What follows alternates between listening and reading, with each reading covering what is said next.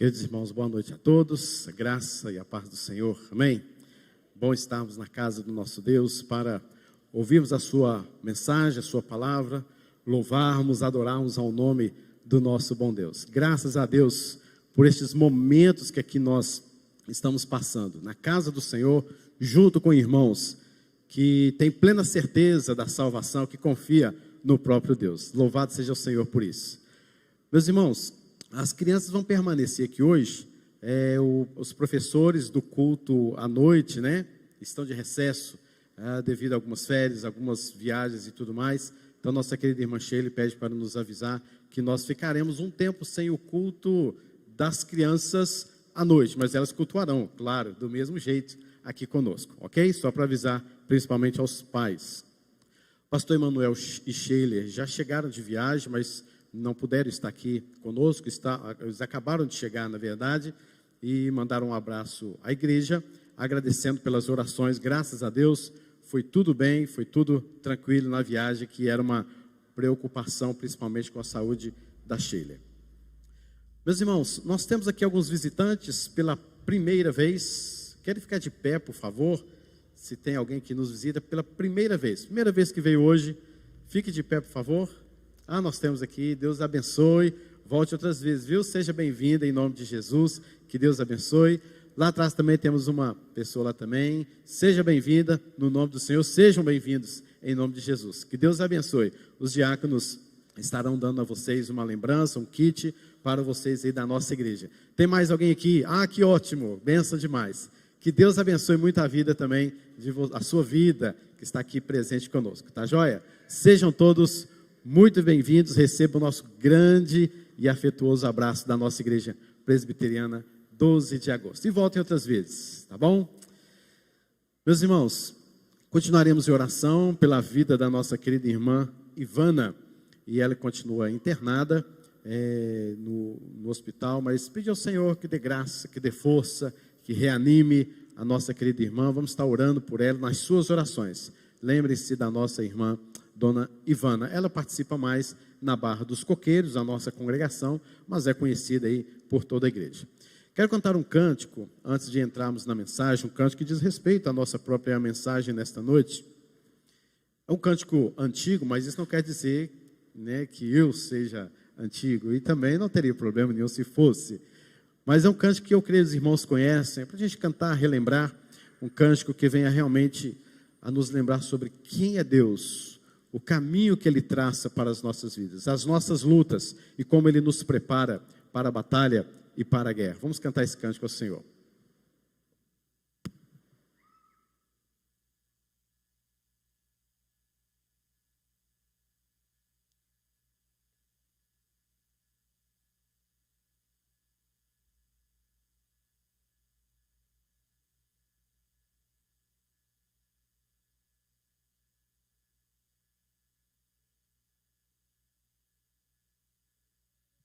Nós já cantamos esse cântico várias vezes aqui na igreja. Vamos meditar na letra desse cântico, sermos consolados pela letra desse cântico, que nos traz com certeza o consolo e paz sobre quem é o nosso Deus.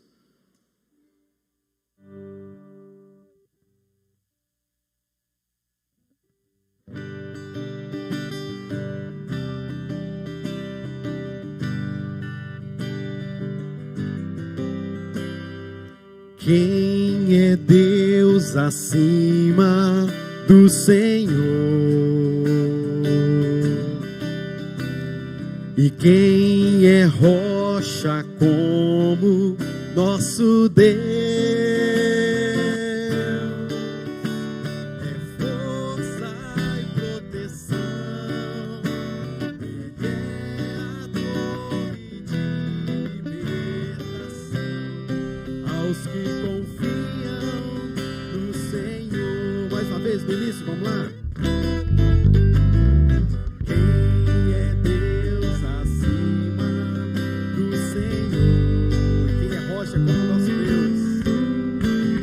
E quem é rocha como nosso Deus? É força e proteção, Ele é a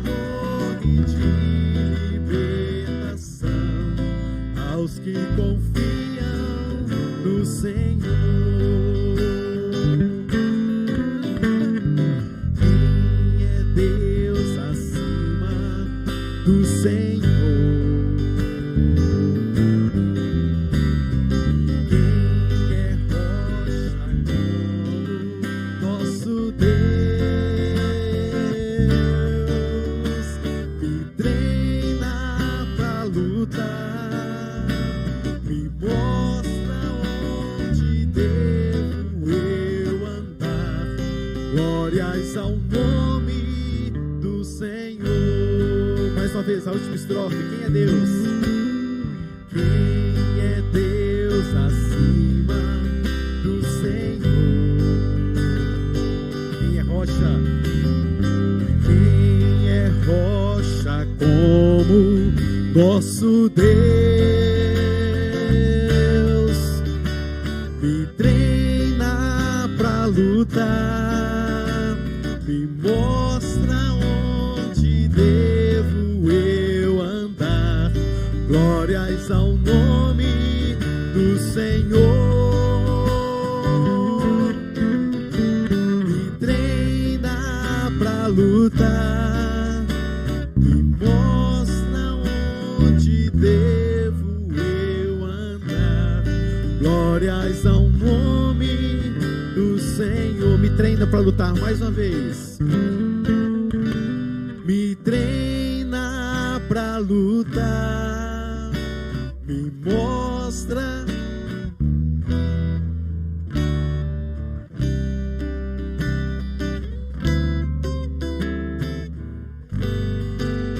Glórias ao teu nome, Senhor. Glórias ao nome do Senhor. Toda adoração, Deus, ao Senhor. Nós te louvamos nesta noite, nesta mensagem desta noite, ó Deus. Nós queremos lembrar de quem é o Senhor, quem nós somos e que o Senhor faz nas nossas vidas. Nós te bendizemos no nome de Jesus. Amém.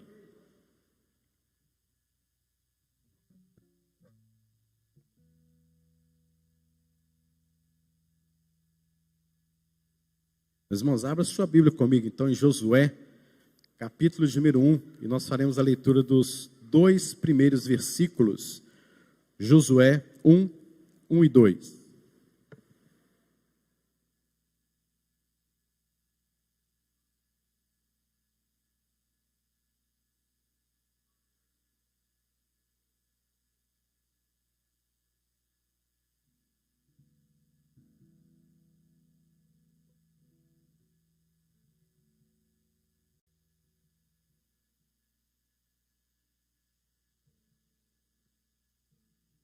Livro de Josué, capítulo de número 1, versículos 1 e 2. Diz assim a palavra do Senhor.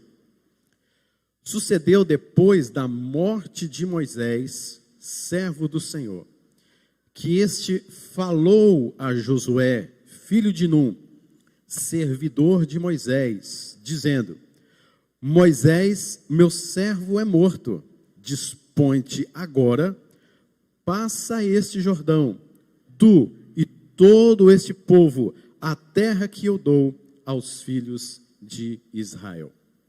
Amém. Meus irmãos, já veio esta pergunta na sua cabeça? E agora? E agora? Já passou isso na sua cabeça? Já teve momentos assim?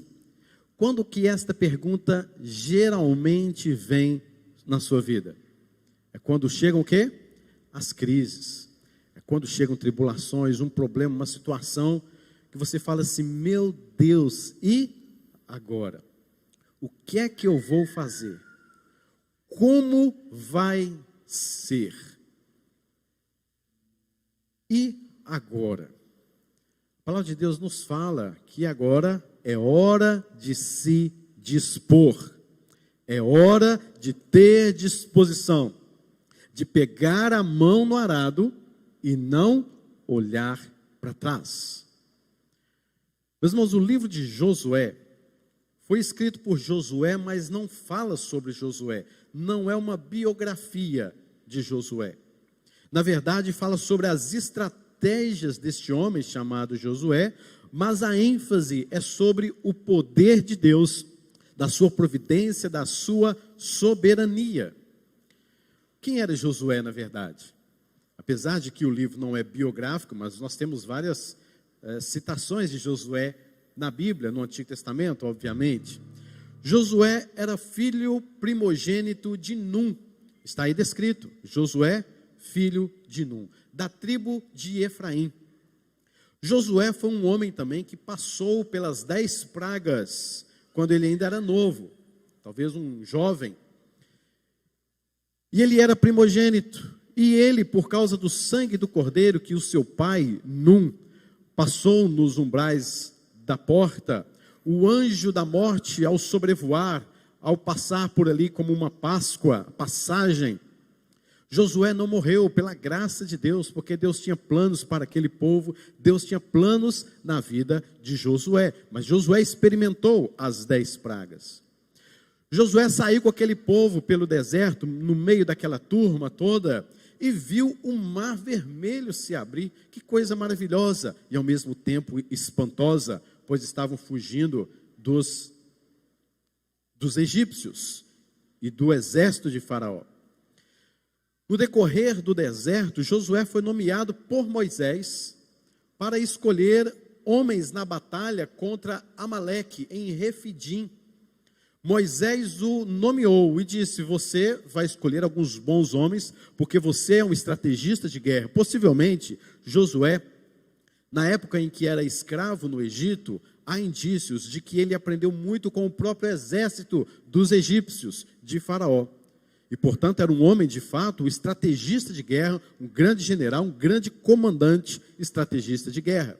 E Josué serviu como auxiliar direto de Moisés. Quando ele recebeu a lei no Monte Sinai, foi Josué que foi caminhando junto com Moisés até o pé do monte. E dali para cima, Moisés continuou a sua jornada, mas Josué sempre ali, cuidando, abençoando, protegendo e servindo Moisés. Josué também foi um homem que todas as vezes que Moisés ia à tenda da congregação para se encontrar com o Senhor e ouvir o Senhor, Josué estava sempre ali, acompanhando Moisés em todo momento.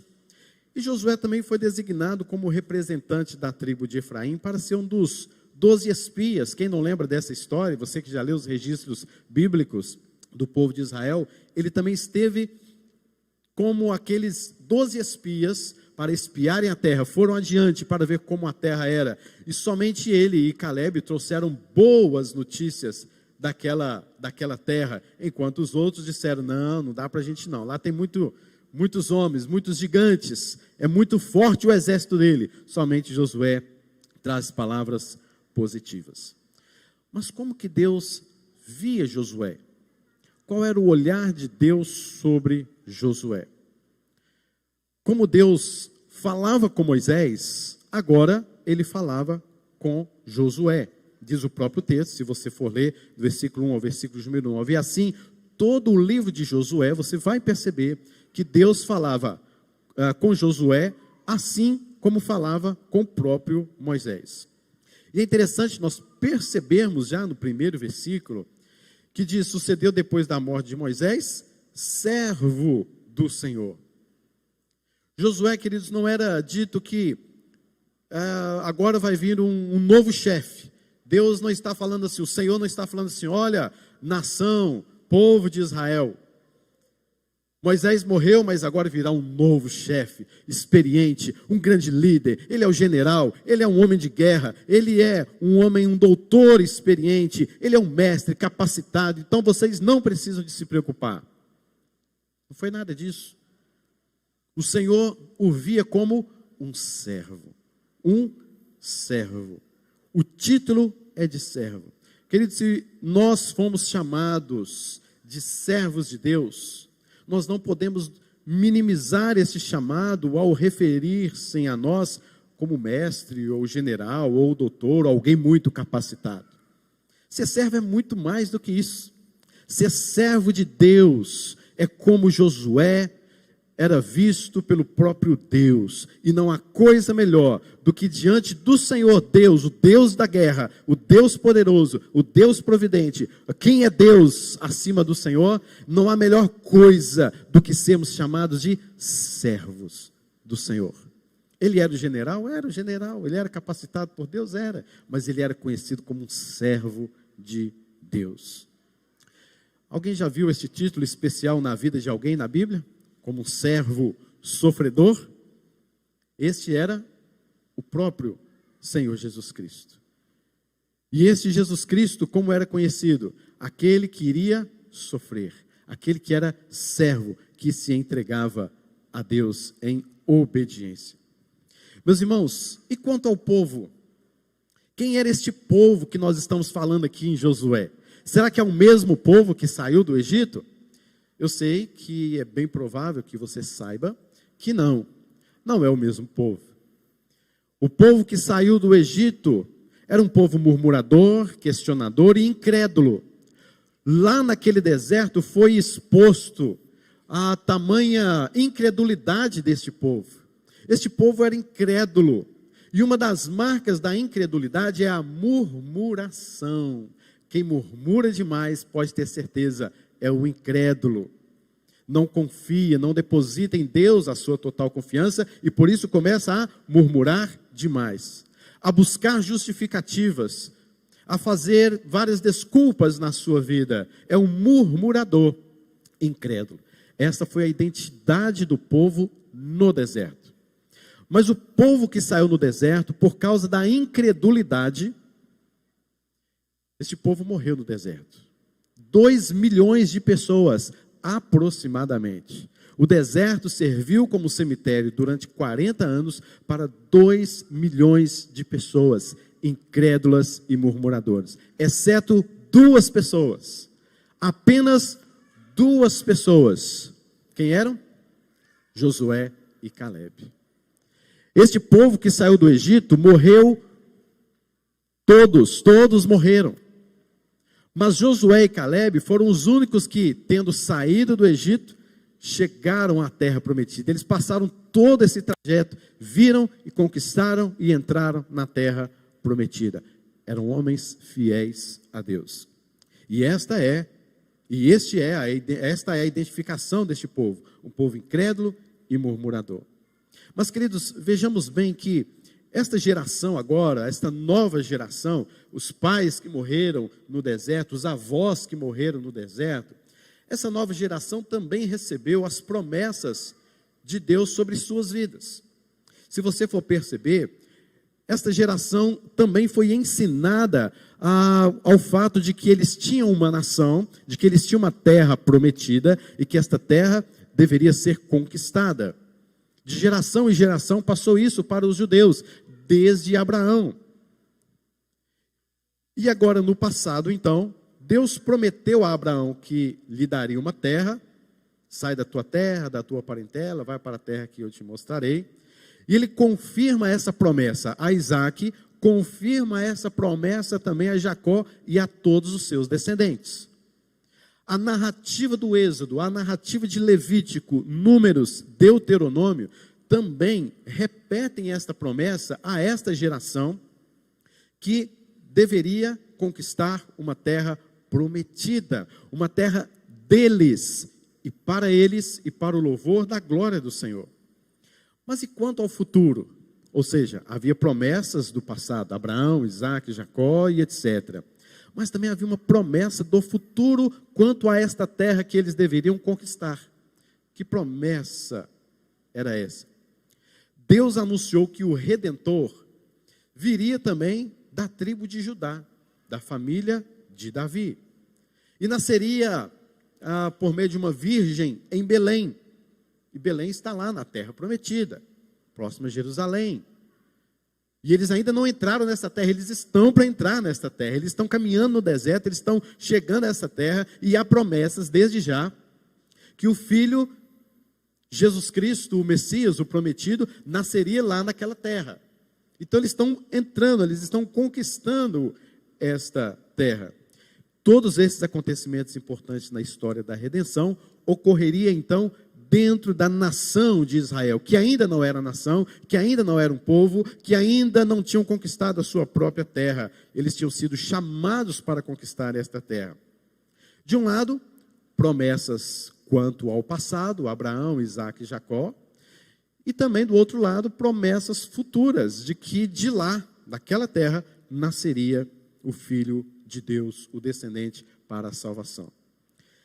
No meio de tudo isso, bem no momento do cumprimento de várias dessas promessas, de conquistar a terra, 40 anos depois, e eles estão à frente da terra, só falta atravessar um Jordão, eles já podiam ver as colinas, os campos, a terra prometida bem à sua frente, e uma coisa inusitada, inesperada acontece. O que aconteceu? Moisés morre. Moisés morre. Meus irmãos, já pararam para pensar a crise que se instalou no meio daquele povo? Veja bem, Moisés era considerado o libertador do povo, a segurança do povo, o protetor do povo, o intermediador entre Deus e os homens. Moisés era considerado o grande mestre, conhecedor, que tinha toda a ligação para com Deus. Mas no momento em que eles vão conquistar a terra, depois de 40 anos, possivelmente até mais, porque demorou ainda a saída do Egito, quanto tempo será que Moisés esteve trabalhando com o faraó para amolecer o coração, as 10 pragas? Muito tempo se foi, e Moisés era colocado diante daquelas 2 milhões de pessoas, como o grande salvador e libertador. Eles custaram, mas passaram a confiar um pouco em Moisés. No decorrer da caminhada no deserto, muitas murmurações, muitas críticas, muitas coisas aconteciam contra Moisés por causa da incredulidade do povo. Moisés teve hora que ficou até com raiva desse povo, e lá em Refidim mesmo, pegou uma vara, o seu cajado, e jogou contra a rocha. Tão invocado que Moisés estava, era ser humano, era carnal. Mas o povo passou, de uma certa forma, a vê-lo como grande líder, aquele que vai cumprir todas as promessas de Abraão, que foi feita sobre Abraão, Isaque e Jacó, todas as promessas futuras em que lá naquela terra prometida nasceria o descendente. E exatamente neste momento, Moisés morre. Diz o versículo de número 2, Moisés, meu servo, é morto. E agora? O que é que nós vamos fazer? Nós não estamos no Egito e nós não estamos na terra prometida. Estamos no meio do deserto. E na hora de conquistar a terra prometida, o nosso líder morre. E agora? Meus irmãos, você já passou por alguma crise, não já? Você já passou por alguma desesperança? Você já teve um momento da sua vida que a sua esperança, a sua expectativa foi frustrada? Foi, quem sabe, adiada? Foi prolongada?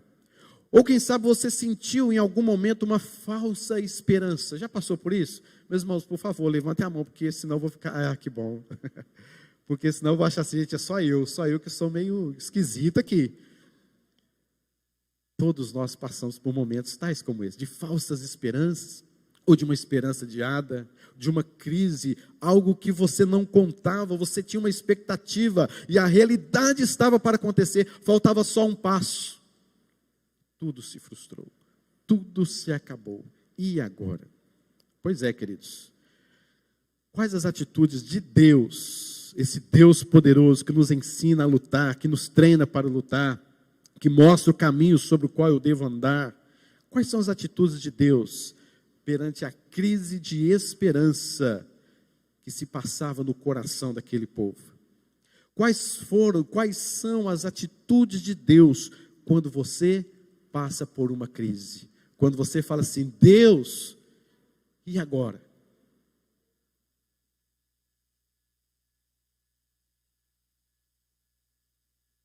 Primeira coisa está no versículo de número 1.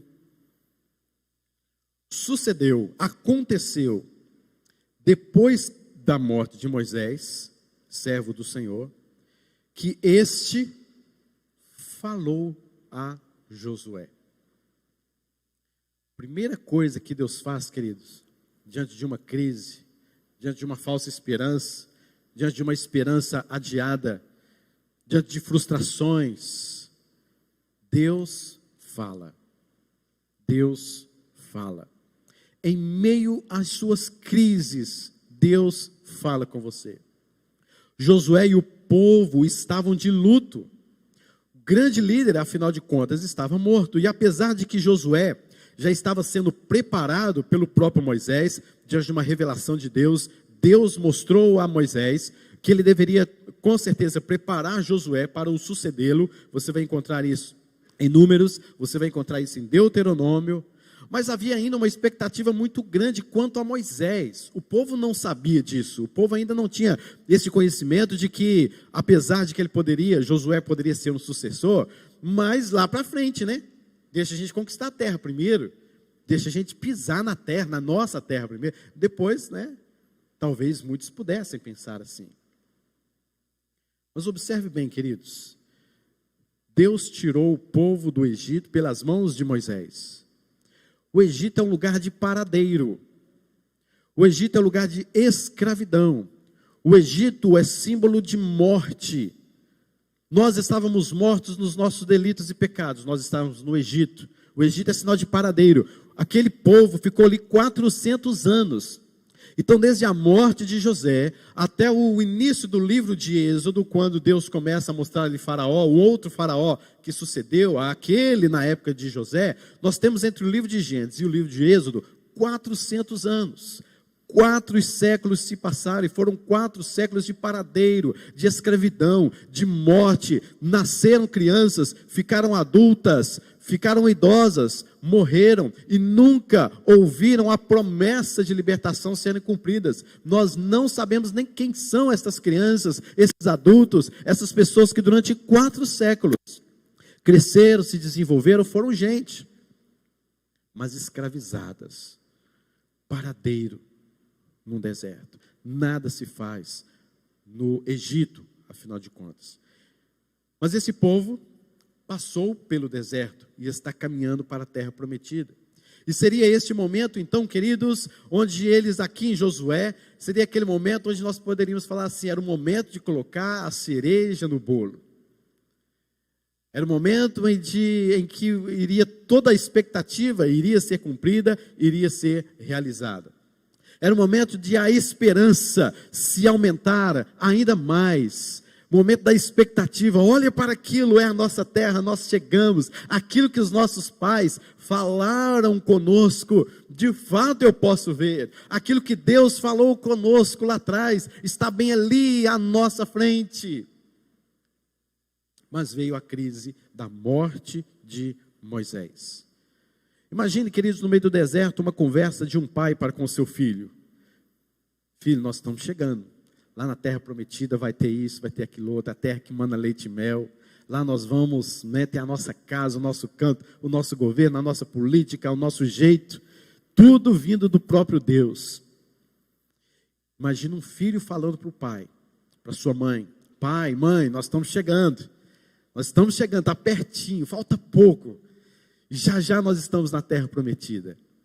Imagina um amigo falando para outro amigo, que se tornaram amigos durante toda essa jornada, né? Muito tempo para conversar e bater um papo. E a expectativa deles. Meu amigo, nós estamos chegando, você já viu lá? Pois é, olha lá. Está bem pertinho, né? É só a gente chegar agora. Deus estará conosco. Vamos juntos, vamos seguir em frente. É a igreja do Velho Testamento. Vamos juntos. E quando eles chegam diante do Jordão, só falta atravessar o Jordão, eles pensam, poxa, se Deus abrir o mar vermelho, Ele vai abrir o Jordão e nós vamos passar. Alguma forma Deus vai providenciar para nós. Moisés. E cadê o Moisés? E o Moisés morreu. Estes homens que eram estimulados sempre a permanecer fiéis, a serem perseverantes. Mas Moisés morreu. Meus irmãos, nunca confie em homem algum. Ele vai morrer. E com ele todo o seu projeto de vida. Não confie em homem algum. Confie somente em Cristo Jesus. Porque ele morreu, mas ressuscitou. ressuscitou, Ele é vivo, Ele está conosco, Ele está caminhando conosco, por mais que passemos por crises, mas uma crise, você pode ter certeza que nunca mais passaremos, é a crise da morte, porque aquele que morre em Cristo, ainda que esteja morto, viverá. Cristo ressuscitou para que nós tivéssemos vida, Ele conquistou a terra prometida por nós, nós ainda não chegamos lá, estamos na beirinha também, mas uma coisa você pode ter certeza, Jesus Cristo não vai morrer, mas Ele morreu, mas ressuscitou, e Ele está vivo, e Ele está caminhando conosco. Olha a diferença do que é confiar, ainda que seja Moisés, ainda que seja um grande líder, mas o que acontece aqui, queridos, é que Deus falou para Josué: abra os seus ouvidos. Deus quer falar com você no meio das crises. Abra os seus ouvidos. Cristo vive. Cristo está vivo. Deus enviou o seu Filho amado. Posso crer no amanhã. Queridos, é isso que a Bíblia está nos mostrando. Eu posso crer no amanhã, eu posso crer na terra prometida que está bem à minha frente, porque o meu líder, porque o meu Deus, porque o meu Senhor, em quem confio, o meu libertador, não está morto, mas vive para sempre. Ouça Deus falando com você em meio às crises. O Senhor falou a Josué. Que momento, que luto, que crise, que dificuldade. Mas Josué, seus ouvidos sensíveis, aquilo que Deus, o Espírito Santo, estava falando com ele. Abra os seus ouvidos. Sejam sensíveis àquilo que Deus está lhe ensinando em meio às crises. E você pode ter certeza que uma coisa que Ele há de falar no seu ouvido, no seu coração é: eu estou vivo pelos séculos dos séculos. Não é bênção isso, queridos? Por mais que tenhamos crises, essa crise, por essa nós não passaremos. O verso 1 começa dizendo: sucedeu depois da morte de Moisés. E o verso 2 diz assim: Deus falou com Josué. E o que ele falou com Josué? Ele disse: Moisés, meu servo, é morto. Moisés, meu servo, é morto. Sabe o que eu aprendo com isso aqui? É que Deus não subestima crises. Deus não subestima tribulações e provações pelas quais você passa. Deus, Ele entende disso, Ele sabe o que está acontecendo.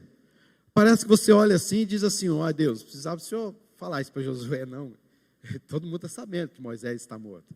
Mas o que Deus está falando aqui, queridos, é mostrando exatamente: eu sei o que vocês estão passando, eu sei que é difícil, a luta está grande mesmo, a luta da vida cristã é difícil mesmo. Eu sei o que vocês estão passando, porque Moisés, o meu servo, é morto. Eu sei o que isso significa para vocês e para mim. Mas Deus é o controlador de todas as coisas, concordam? Concordam mesmo? Porque a gente concorda, mas assim, lá no fundo parece que sou eu, né? Parece que lá no fundo eu estou ali, né, pegando a espada e eu que tenho que lutar, e sem Deus, Deus me treina para lutar nestas provações. Deus não subestima crises. Deus jamais subestimou os problemas, as crises que este povo estava passando. O salário do pecado é a morte. E todos nós vamos morrer por causa do pecado. Mas Deus fala para Josué: Josué, agora é hora de você dar vida para esse povo. Parece que a história se acabou, mas ela não se acabou. Deus não ressuscitou Moisés, Deus ressuscitou Jesus. Deus trouxe a vida através de Josué, a esperança cumprida através de Josué. Deus nos deu a esperança cumprida em Cristo Jesus. Por isso devemos sempre confiar na pessoa e na obra de Cristo Jesus, porque ainda que Ele morreu pelos nossos pecados, mas ressuscitou para nos dar vida e vida em abundância. A confiança em Moisés, de fato, era muito grande. Este homem, salvador, libertador, legislador, etc., fez grandes prodígios. E agora sendo morto, e agora está morto, mas isso não pode destruir a nossa esperança, porque Cristo vive. Às vezes, queridos, Deus tira aquilo que temos por mais sagrado na vida para mostrar-nos que somos completamente dependentes dele. O povo tinha uma noção de quem era Moisés, mas Deus foi lá e tirou Moisés da presença dele. E agora, Deus tira de nós algumas coisas para nos mostrar que somos completamente dependentes dele. Se Deus tirar tudo da sua vida, se não sobrar absolutamente nada da sua vida, o que de fato vai permanecer? O que de fato permanece? 3 coisas você sabe que deve permanecer: fé, esperança e amor. Estas coisas devem permanecer. Eu não estou dizendo que Deus vai tirar alguém da sua vida para ensinar, pode até ser, mas eu não estou falando aqui, nesse caso, especificamente de uma morte de alguém. Eu estou falando de coisas, de princípios, de pensamentos, de um objeto, de um material, de quem sabe o dinheiro. Quantas idolatrias você tem na sua vida? Você já parou para pensar? Você já fez a conta de quantos ídolos você tem na sua vida? Que muitas vezes deixa Deus de lado, que muitas vezes substitui a presença de Deus, que muitas vezes substitui a fé que você tem em Deus. Nós temos ídolos, queridos. Não sejamos hipócritas. Não sejamos hipócritas. Nós temos ídolos. E Deus precisa muitas vezes de tirar estes ídolos das nossas vidas, para mostrar assim: você depende de mim. Eu sou Deus e além de mim não há outro. Mas Deus não subestima as dores que nós passamos, mas Ele trata conosco em meio às dores, em meio aos sofrimentos, para nos mostrar quem de fato Ele é. Por isso, Ele não subestima.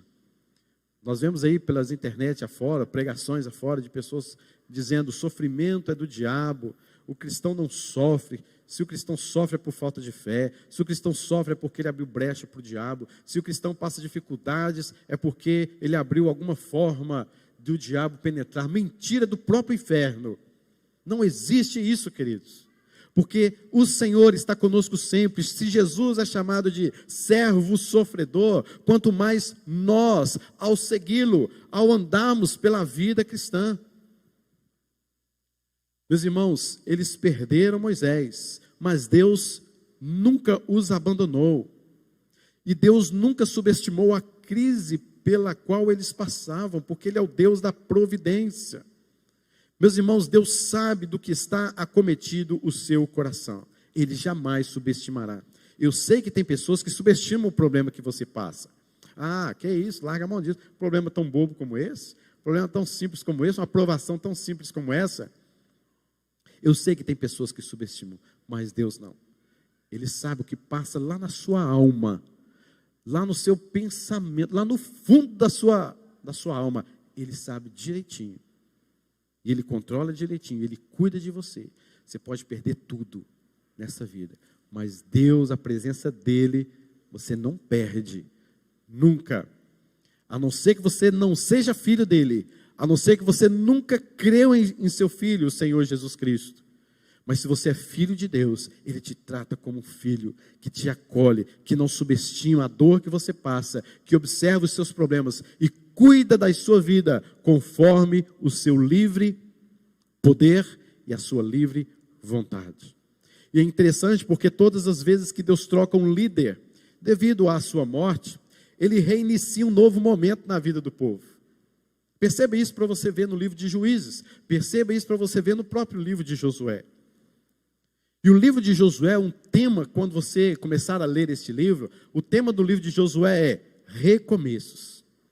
Josué trata de recomeços.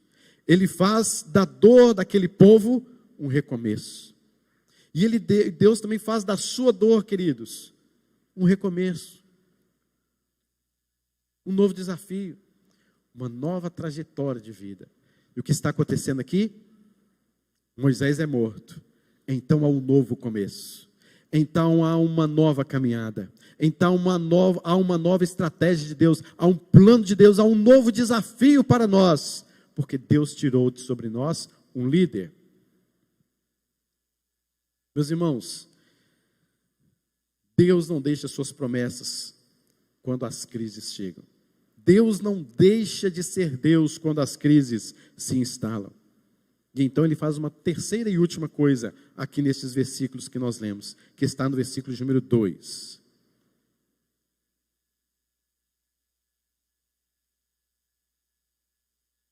O versículo de número 2 nos diz: Moisés, meu servo, é morto. Dispõe-te agora. Olha o que Deus está falando para Josué. Josué com luto, chorando, com as dificuldades todas, no meio da crise. Dispõe-te agora. Passa esse Jordão, tu e todo este povo, à terra que eu dou aos filhos de Israel. Meus irmãos, a vida cristã é uma dinâmica.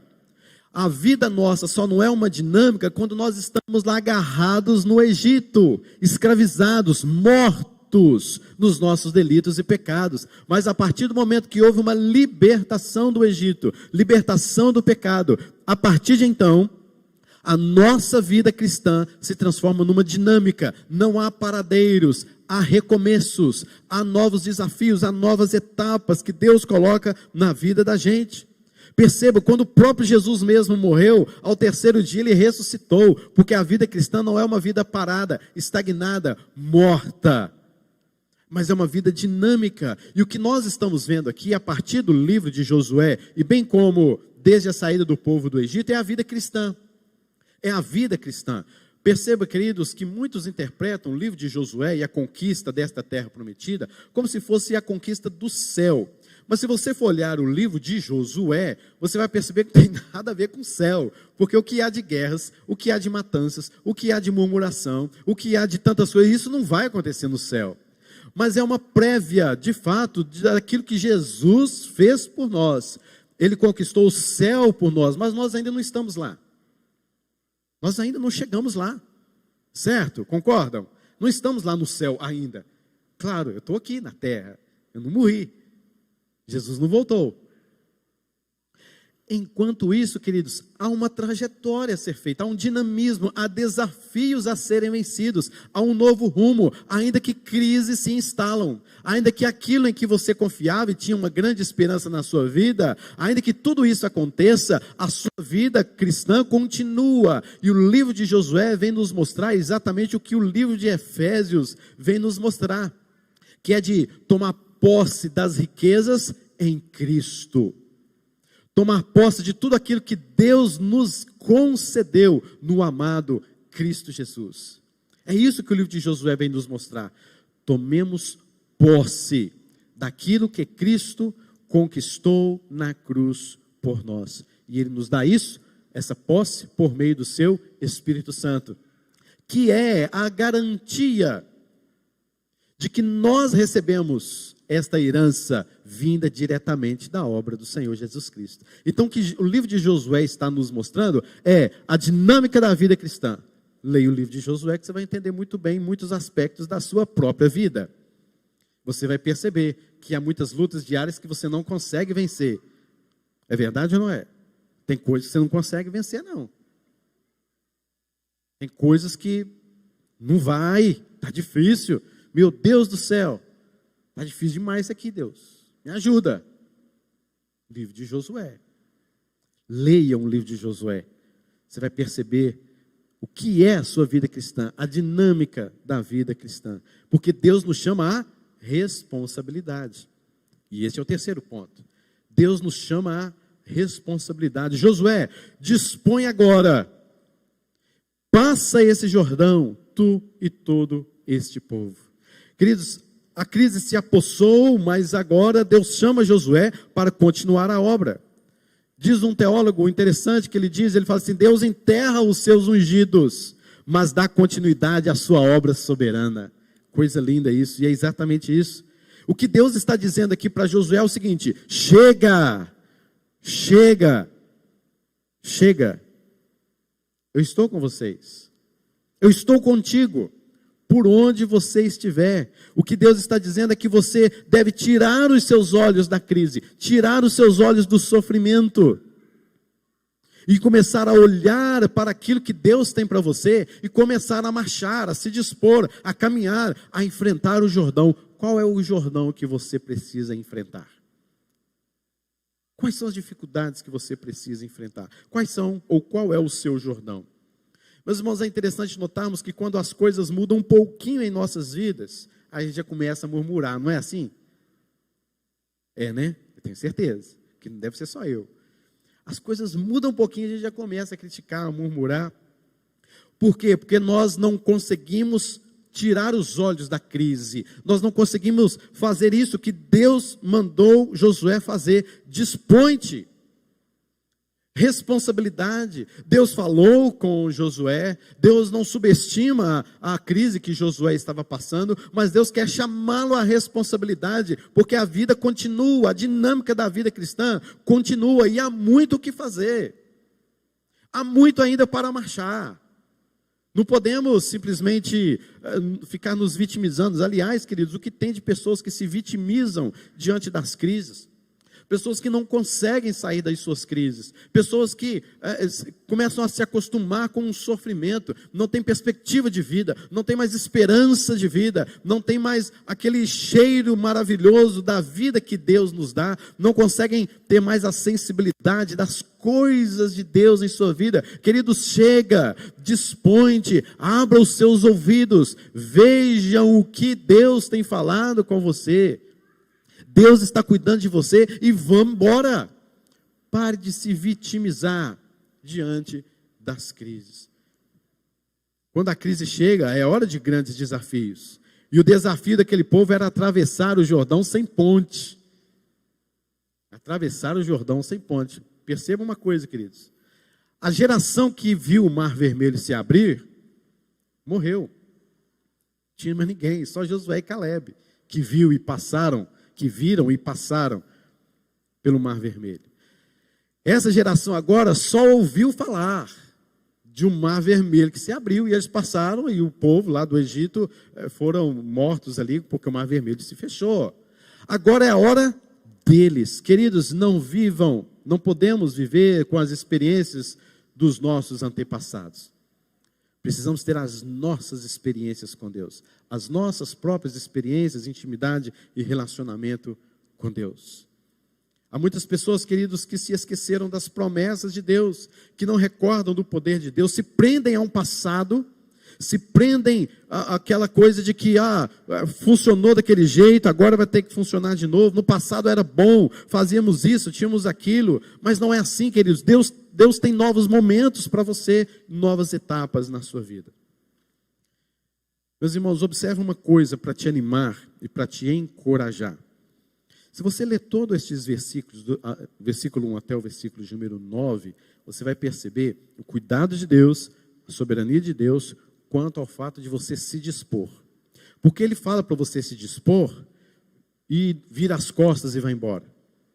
Ele fala para você se dispor, mas Ele fala umas coisas aqui que é da misericórdia, do amor de Deus mesmo, sublime para nós. Observe comigo o texto, eu não vou acompanhar todo o texto, não vou ler todo, mas você pode perceber aí na sua leitura, que Deus fala assim, meu servo, sempre Ele tem um pronome possessivo, e a primeira pessoa aí do singular, se referindo a Ele mesmo. Meu servo, eu dou, eu prometi, eu fui com Moisés, eu serei contigo, eu não te deixarei, eu não te desampararei, eu prometi, eu, dispõe-te, mas você é meu, dispõe-te, mas eu estarei, dispõe-te, mas eu não te abandonarei, dispõe-te, mas eu estarei com você. E Jesus Cristo, querido, está conosco. Esta é uma grande promessa vislumbrada lá no Novo Testamento. O Deus Emanuel, Ele estará conosco. Então, queridos, é necessária esta confiança de que Deus te dá desafios perante as crises, mas Ele estará com você. Ele controla, Ele providencia, Ele estará contigo. Então, queridos, Deus te chama a uma vida de desafios e de responsabilidades. Para concluir, meus irmãos, o nome de Josué é o mesmo nome que Jesus. É o mesmo nome, mesma coisa. Josué, Jesus, o significado Com certeza é o mesmo, salvação. Deus é a salvação. E tanto Moisés quanto Josué e outros nomes foram tipos de Cristo. Eles representavam Cristo. Moisés, Abraão, Davi, José, eram representantes, eram tipos de Cristo. Eles apontavam a Cristo. Mas todos estes homens foram falhos. Mas somente um foi perfeito. Somente um obedeceu. E ainda que ele passou pela morte, ele ressuscitou e é vivo e está em nosso meio. Deus falou a Josué. E lá em Hebreus capítulo número 1, versículos 1 e 2, nos diz: havendo Deus outrora falado muitas vezes, de muitas maneiras, aos pais, pelos profetas, nestes últimos dias, nos falou pelo Filho, a quem constituiu o herdeiro de todas as coisas, pelo qual também fez o universo. Ou seja, a promessa de Deus falar conosco ainda é viva, ainda é permanente, ainda está presente na caminhada, na jornada da sua vida cristã. Deus fala com você por meio do Filho. Hebreus 1, versículo de número 1. Deus não subestimou o nosso maior sofrimento. E o nosso maior sofrimento, queridos, era a consequência do pecado. E a consequência do pecado, o salário do pecado, é a morte. E Deus não subestimou isso, ao ponto de enviar o seu próprio Filho, o Senhor Jesus Cristo, para morrer em nosso lugar, para receber o salário do pecado no seu lugar, no meu lugar, para que nós tivéssemos vida, porque Deus nunca subestimou o pecado. Deus nunca subestimou o inferno. E, portanto, Ele nos resgatou. E Deus capacita Josué para atravessar o rio, para se apropriar da terra, a derrotar inimigos, a dividir a terra entre as tribos como herança. É interessante que Deus não deu a Josué explicações de como tais coisas seriam realizadas. Pois o povo de Deus, os servos de Deus, vivem de promessas, não de explicações. Deus muitas vezes não vai explicar muita coisa para você, mas você vai viver de promessas. É de fé em fé, é de glória em glória. Há muitas pessoas pedindo explicação de Deus, tentando entender, tentando compreender, não vai. Viva pela fé. A caminhada é pela fé. Posso crer no amanhã. O meu líder, o meu chefe, o meu Senhor, o meu libertador, o meu Salvador não morrerá.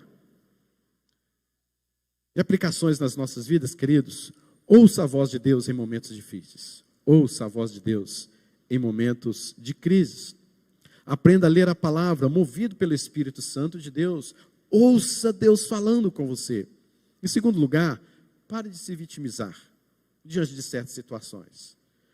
Creia, confia, se disponha a pelejar na obra, a trabalhar, a caminhar. Vida cristã é dinâmica. Vida cristã não é paradeiro. Paradeiro você viveu no Egito, quando estava morto nos seus delitos e pecados. Confie que sempre tudo vem de Deus. Deus sempre providenciou tudo o que precisamos, até mesmo o abrir do Jordão, que Josué não sabia como ia acontecer, mas ele foi pela fé. O povo não sabia, mas o povo foi pela fé, e Deus abriu o Jordão e providenciou todas as vitórias. Moisés estava morto. E agora se disponha para a obra que o Senhor tem designado para caminharmos junto com o seu Filho, o Senhor Jesus Cristo, aquele que vive e reina para sempre. Que Deus abençoe a sua vida com esta palavra. Vamos continuar lendo o livro de Josué. Vamos juntos entrar nessa caminhada do livro de Josué? Então vamos lá. E Deus vai falar conosco com certeza.